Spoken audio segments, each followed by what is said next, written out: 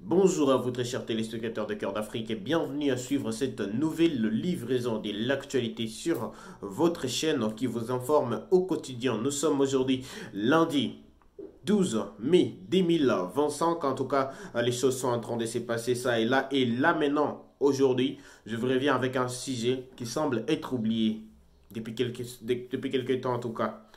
Un sujet qui semble être oublié. Pourquoi? Parce que je vous rappelle, lors de l'entrée de l'F-123 en ville de Goma, il y a des militaires qui avaient fui vers les Rwandais, des militaires des forces armées de la République démocratique du Congo. Et les Rwandais avaient pris plaisir de nous partager des images de ces militaires. Et on a répertorié environ 130 militaires qui avaient fui au Rwanda. Et selon les informations que le Rwanda nous avait données, c'est que ces militaires avaient été conduits dans un camp où ils étaient pris en charge. Mais aujourd'hui, je vous reviens pourquoi? Parce que nous n'avons plus de nouvelles de ces militaires. Qu'est-ce qui se passe? Ça fait plus de 4 mois qu'ils sont au Rwanda, sans nouvelles, alors qu'ils ne sont pas des captifs des guerres ou ne sont pas des prisonniers des guerres, mais ils sont au Rwanda, sans nouvelles. Nous ne savons pas, en tout cas, aucune nouvelle n'a été donnée. Ils n'ont jamais été rapatriés vers la République démocratique du Congo. On n'a jamais donné des nouvelles, que ce soit pour leur santé ou que ce soit s'ils soient en vie ou pas. En tout cas, on ne sait pas. Aucune nouvelle n'a été donnée.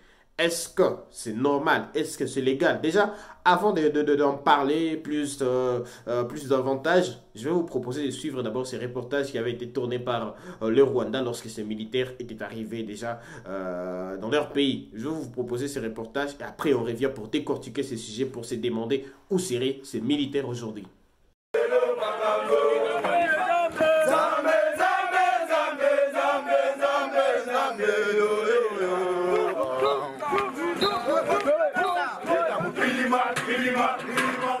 Comment accueillez-vous quelqu'un qui vous a fait du mal, avec bienveillance ou hostilité? Si vous n'avez pas de réponse, voici la manière rwandaise. Le lundi 27 janvier 2025, des soldats congolais ont fui vers le Rwanda alors que les combats s'intensifiaient entre eux et le groupe rebelle M23. Cela s'est produit alors même que les forces armées congolaises tiraient sur le Rwanda, causant la mort tragique de ces civils innocents.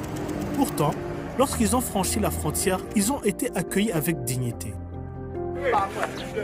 Le Rwanda a choisi d'ignorer les attaques contre sa sécurité et les pertes en vie humaines pour leur tendre la main. Aujourd'hui, 131 soldats de FARDC qui ont trouvé refuge au Rwanda ont été remis aux forces de sécurité et bénéficient de conditions de vie dignes. Pour certains, ces conditions sont bien meilleures que celles qu'ils connaissaient chez eux en République démocratique du Congo. Ils ont reçu un logement décent, de la nourriture, des vêtements, des soins médicaux, des espaces de loisirs et bien d'autres services essentiels. Parmi eux, une femme soldat. Ils sont hébergés dans le secteur de Rubegerero, dans le district de Rubavu. Ils disposent d'une cuisine réservée où ils peuvent préparer eux-mêmes leurs repas avec les denrées qui leur sont fournies.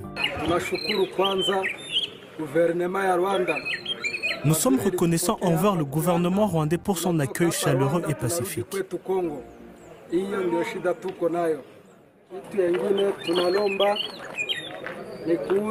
Nous appelons le gouvernement congolais à faciliter notre retour en toute sécurité dans notre pays. Nous demandons également des moyens de communication pour informer nos familles que nous sommes en sécurité.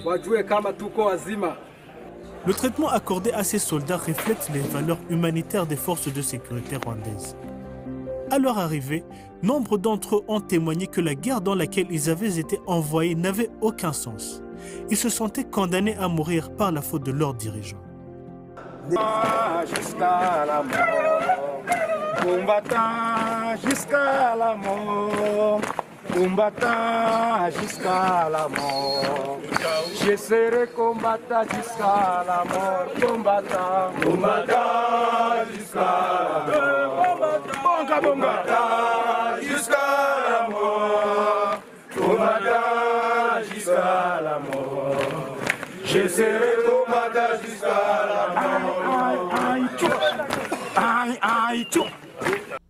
Voilà, vous l'avez très bien vu, les Rwandais qui avaient communiqué autour de militaires des forces armées de la République démocratique du Congo qui avaient fui au Rwanda et qui avaient été désarmés et qui avaient été conduits, selon les Rwandais, dans les camps de militaires où ils étaient pris en charge. Mais ça fait plus de 4 mois, je l'ai dit, plus de 4 mois que ces militaires sont au Rwanda. Nous n'avons entendu parler d'aucun projet de rapatriement de ces militaires parce qu'il s'agit de 131 militaires. Ce n'est pas 2 ou 3, même si c'était 2, c'est diplomatiquement déjà un porteur d'armes ne peut pas aller dans un autre pays et rester comme s'il était dans son pays. Non, les militaires sont au fait une richesse d'un pays. Et si un militaire se retrouve dans un autre pays, déjà, ça c'est un acte de guerre. Mais comme ils sont des réfugiés, ça veut dire que les Rwandais qui a dit les désarmer, les prendre en charge, devraient les rapatrier dans leur pays. Parce qu'il n'y a pas en tout cas de document officiel qui reconnaît que ces militaires sont là-bas.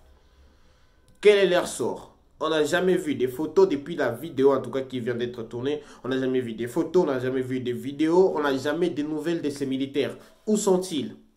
Ils ne sont pas déjà de prisonniers de guerre. Je les rappelle. Pourquoi ils ne sont pas prisonniers de guerre? Parce que déjà, à la base, le Rwanda n'a jamais reconnu être en guerre directe avec la République démocratique du Congo. Ça veut dire que se retrouver au Rwanda, c'est juste pour se réfugier dans ces pays, mais non comme des prisonniers de guerre.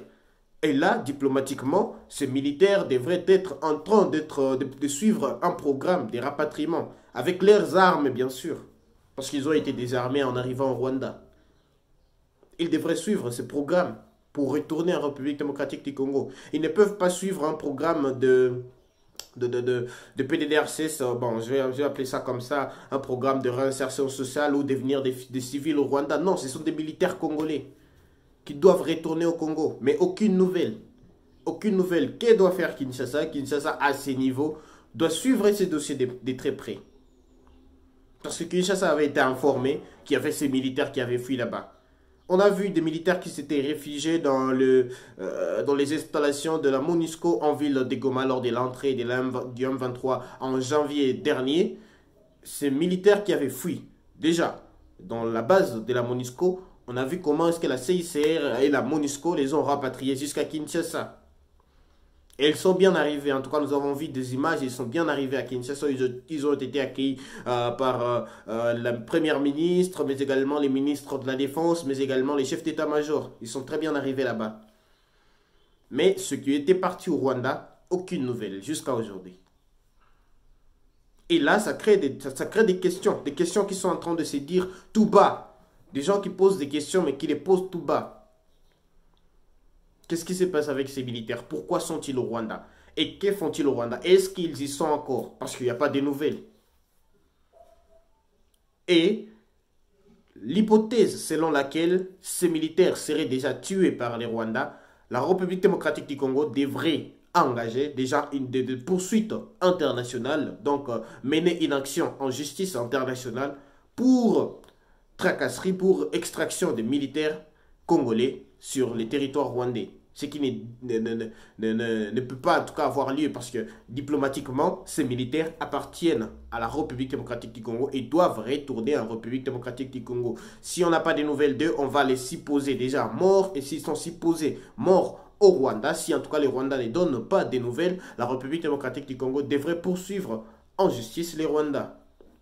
C'est ce qui doit se passer exactement. Mais on a déjà fait silence radio, comme si rien ne s'était passé. C'est pas normal tout ça. C'est pas du tout normal.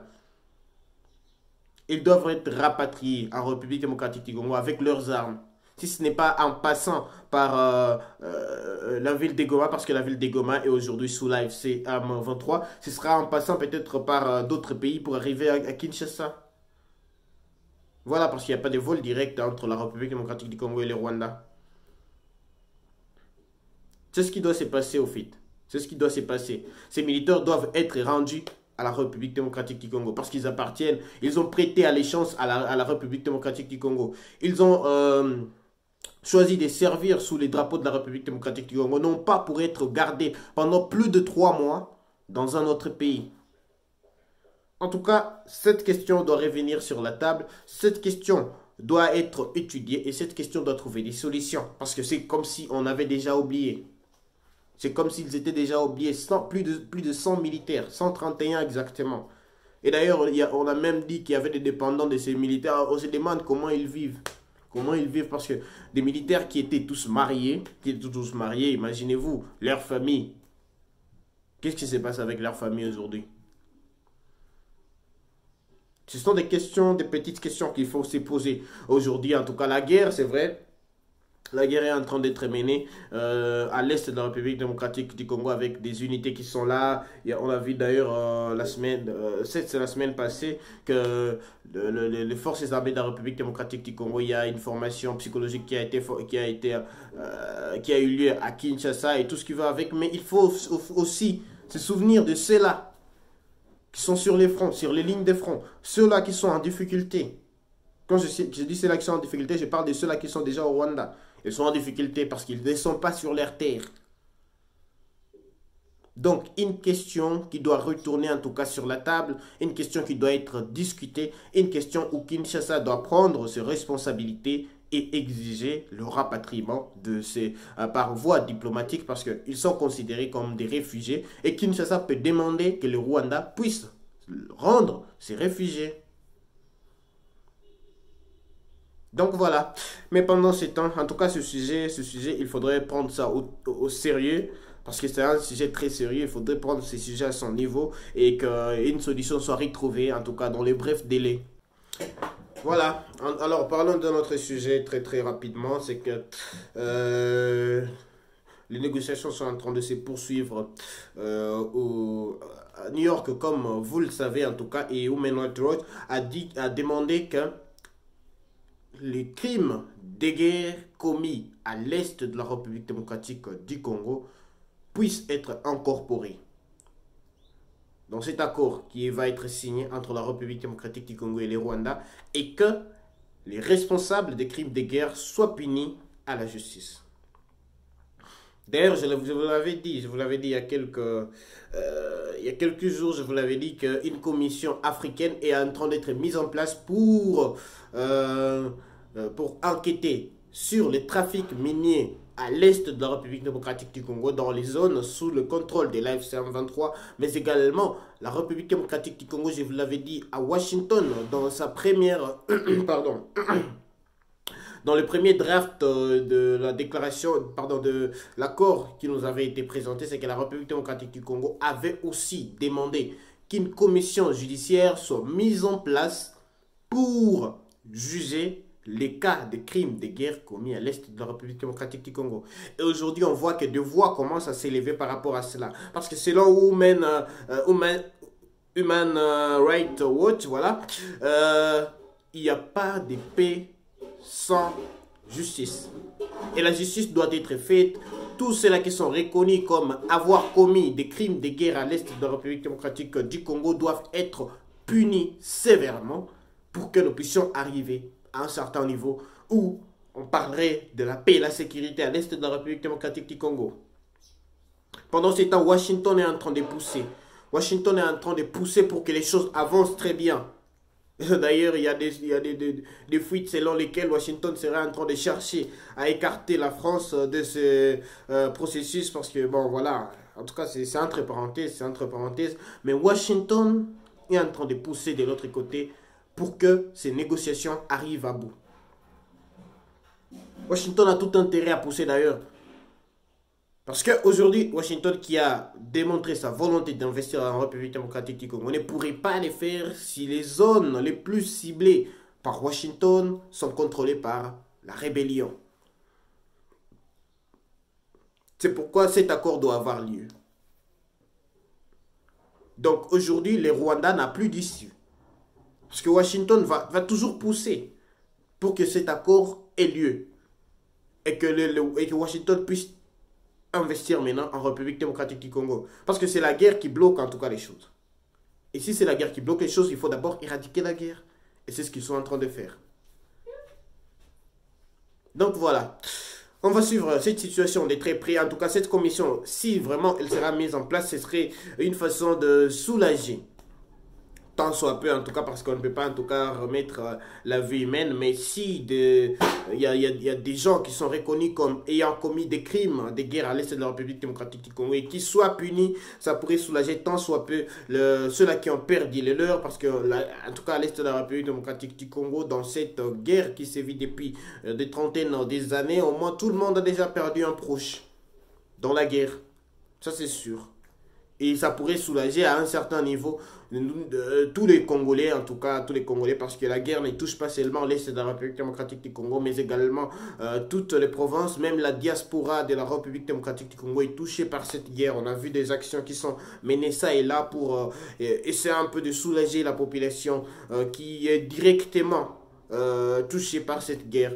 Donc voilà, merci beaucoup de continuer à nous suivre sur Cœur d'Afrique. Merci de vous abonner surtout et merci de continuer à soutenir la chaîne. Abonnez-vous, activez la cloche de notification, ne manquez jamais de nous suivre et surtout contactez-nous si vous avez des questions, si vous avez des suggestions ou si vous voulez soutenir la chaîne. N'hésitez pas à nous contacter sur Cœur d'Afrique et nous sommes toujours là pour vous informer. Donc on se retrouve tout à l'heure pour une nouvelle livraison de l'actualité.